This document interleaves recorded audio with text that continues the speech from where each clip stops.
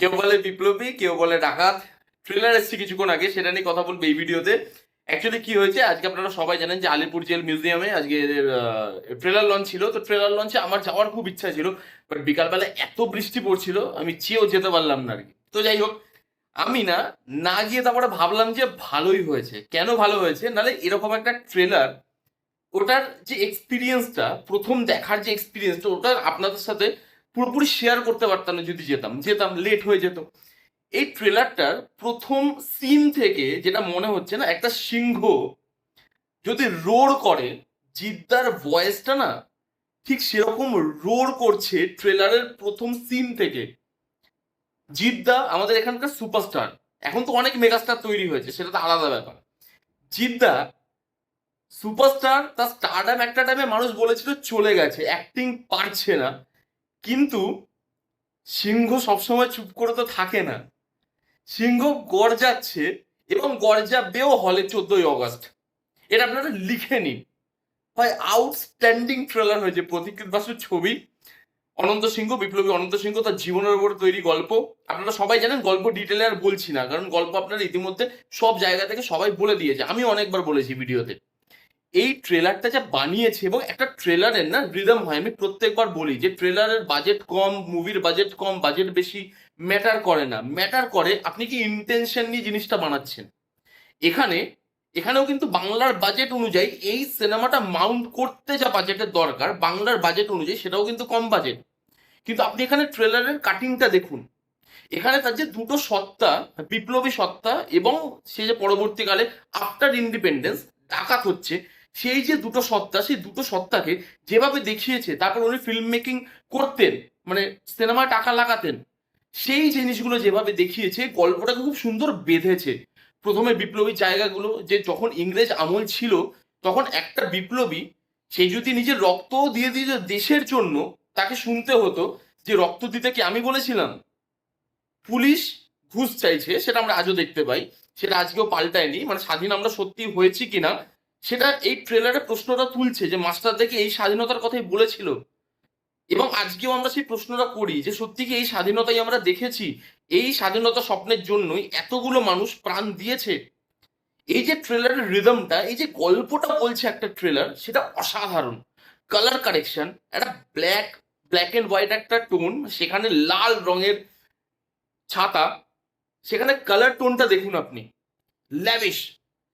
BGM, টোটাদাকে খুব সুন্দর লাগছে, জিদ্দার টোটাদার ওখানে বন্দুকটা ঠেকাবে মাথায়, এবং সেটা টাক টাক টাক টাক, বিজিএমটা যেভাবে কাটছে, বিজিএমটা যেভাবে বাজছে, গুজবাম দিতে বাধ্য আপনাকে। আউটস্ট্যান্ডিং ট্রেলার সব কিছুর দিক থেকে। এবার যদি আমি ট্রেলারটার মধ্যে জিদ্দার পারফরমেন্স নিয়ে কথা বলি, এটা আমার মনে হয় জিদ্দার ক্যারিয়ারের one of the best performance হতে চলেছে। দেখুন, আমি জিদ্দাকে ভালো অ্যাক্টর হিসাবেই মানি, কারণ তার ক্রান্তি থেকে শুরু করে এরকম বিভিন্ন ধরনের সিনেমা, যেগুলো বক্স অফিসে হয়তো খুব একটা সফল নয়, সেই রকমের সিনেমা তো জিদ্দার পারফরমেন্স আউটস্ট্যান্ডিং হয়। এবং এই ট্রেলারটায় সিনেমা দেখতে হবে না, সিনেমা দেখার আগে ট্রেলারের কাজ কি, সিনেমার জন্য হাইপ তৈরি করে। এটা সিনেমার জন্য হাইপ তৈরি করতে পারছে। এখানে জিদ্দার পারফরমেন্স দেখুন, দেখুন প্রস্থেটিক মেকআপ দিয়েছে, অনেক লুক দিয়েছে। লুক দিয়ে পারফরমেন্স আসে না, পারফরমেন্সটা আসে ভেতর থেকে, এবং জিদ্দা সেটা করতে পারে প্রত্যেকটা লুকে অনবদ্য। এখানে যে ডায়লগ লিখেছে, ওই যে একটা জায়গায় বললাম যে আমার ছেলে তো দেশের জন্য রক্ত দিয়েছে, সেখানে কৌশিক সেন বলছে সিটে বসে, রক্ত কি আমি দিতে বলেছিলাম নাকি? আরেক জায়গায় বলছে, একজন ছবি আঁকছে, জিদ্দা এসে বলছে নাকটা একটু লম্বা হতো না, মানে জিদ্দার যে টিকালো নাক, ভাই যেভাবে জিনিসপত্রগুলোকে করেছে আউটস্ট্যান্ডিং। মানে সিরিয়াসলি ভালো হবে আমি জানতাম, এতটা ভালো হবে বুঝতে পারিনি। অ্যাকশন সিকোয়েন্স গুলো ভালো। আমার একটা একটু ডাউট ছিল যে যেভাবে টিজার বা অন্য প্রমোশনাল মেটেরিয়ালে দেখবেন উড়ে উড়ে পড়ছিল, এখানে আছে, কিন্তু সেটা খুব কম। যতটা পেরেছে তার অ্যাকশনটাকে রিয়েলিস্টিক রাখার চেষ্টা করেছে। হ্যাঁ, এই ট্রেলারের মধ্যে যদি আপনি কমপ্লেন, আমার যেটা লেগেছে, এবং সেটা আমি জানি, আমি যতই কমপ্লেন করি, বাজেট একটা রেস্ট্রিকশন থাকে বাংলা সিনেমাতে। এখানে যে সেট গুলো তৈরি করেছে, ওগুলো না ফেক লাগছে। গানেও আমার ফেক লেগেছিল, আমি বলেছিলাম ওই জাগো দেশ বলে গানটায় বিশেষ করে ওই সেট গুলো সেট সেট ফিল হচ্ছিল। এখানে ওরকম একটু সেট সেট ফিল হচ্ছে, বিশেষ করে যখন স্বাধীনতা সংগ্রামী ছিলেন তিনি, যখন তিনি প্র্যাকটিস করছেন, অনুশীলন সমিতির যে সিনগুলো, সেগুলো একটু ফেক তো লাগছে। আবার যখন আলিপুর জেলে শুট করা হয়েছে, সেখানে জায়গাগুলো ফেক লাগছে, কিন্তু ইমোশনটা ধরে রাখতে পারে। ওই ওই পার্টটা যদি আপনি বাদ দিয়ে দেন, ট্রেলারটা making wise, cutting wise, colour tone, BGM, জিদ্দা, যত ভালো ভালো অ্যাক্টার আছে এখানে, সবার যে কেমিস্ট্রি, প্রত্যেককে জায়গা দিয়েছে। মানে জিদ্দার সিনেমা, তার মানে জিদ্দা এই ট্রেলারে একা থাকবে আর কাউকে আমি জায়গা দেবো না, সেটা কিন্তু নয়। আর দেখুন একটা কথা সত্যি, মানে এটা যদি আমিও ফিল্ম মেকার হতাম, আমারও হয়তো এই থিঙ্কিংটা কোথাও কোথাও গিয়ে থাকতো, যে জিদ্দা যখন আছে তার একটা কমার্শিয়াল ভ্যালু আছে, তার একটা কমার্শিয়াল, তার ফ্যানরা তার থেকে একটা পার্টিকুলার জিনিস চায় সব সময়। এবার তাকে সেই জিনিসটা দেওয়া হয়েছে, কিন্তু এটা নয় যে সাবজেক্টটাকে ওভার পাওয়ার করে যাচ্ছে সেই জিনিসটা। যে বিপ্লবী, সেই বিপ্লবী সবসময় উড়ে উড়ে মারছে, মানে সেটা ধুম 3 হয়ে গেছে, সেটা হয়নি। কিন্তু কমার্শিয়াল এলিমেন্ট রাখা হয়েছে, কিন্তু এই স্পেসের মধ্যে একটা পেট্রিয়টিক সিনেমা, সেই পেট্রিয়টিক সিনেমার স্পেসে কমার্শিয়াল মোড়কটা কিছুটা ঢুকানো হয়েছে, হুইচ ইজ গুড। জিদ্দার ফ্যানরাও খুশি থাকলো, যারা এরকম ধরনের সিনেমার রিয়েলিস্টিক অ্যাপ্রোচ চায় তারাও খুশি থাকলো। এখানে গানগুলো ভালো হয়েছে, জিদ্দার পারফরমেন্স আউটস্ট্যান্ডিং হতে চলেছে। সিনেমা আমি দেখিনি, ফার্স্ট ডে ফার্স্ট শো দেখার চেষ্টা করব যদি প্রপার হল পায়।